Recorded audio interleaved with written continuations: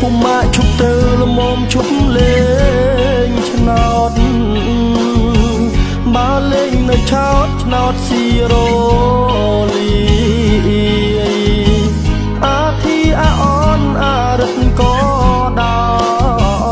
យលមមភ្នាក់ខ្លួនហើយខំប្រឹងសំใจ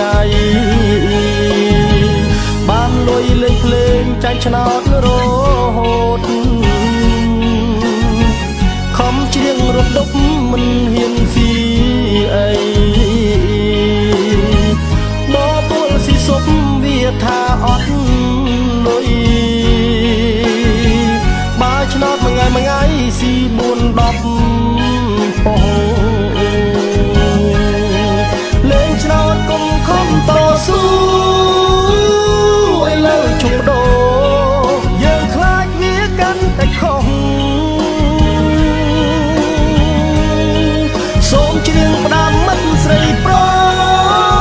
យជប់ទៅក្រែងអស់របស់មាសលុយ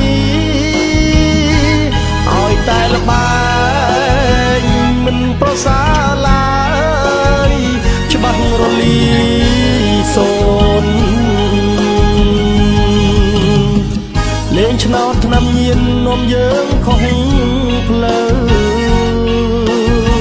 ធ្លាក់ក្នុងរណ្ដៅព្រាត់ប្រពន្ធកូនព្រាត់ម្ដាយឪពុកព្រាត់បងព្រាត់ប្អូនញាតិមិនជីដូនព្រាត់ព្រួងបែ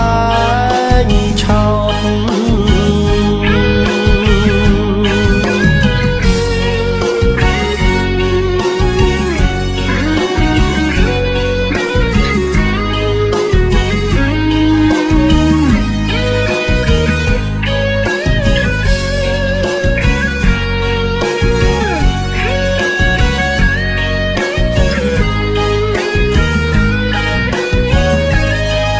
លេងឆ្នោតកុំខំតស៊ូ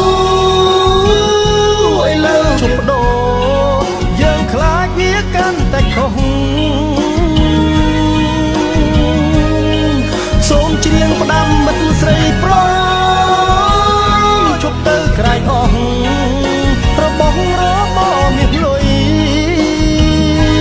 ឲ្យតែល្បែងមិនប្រសើរឡើយច្បាស់រលីសូនលេងឆ្នោតឆ្នាំញៀននាំយើងខុសផ្លូវធ្លាក់ក្នុងរណ្ដៅព្រាត់ប្រពន្ធកូន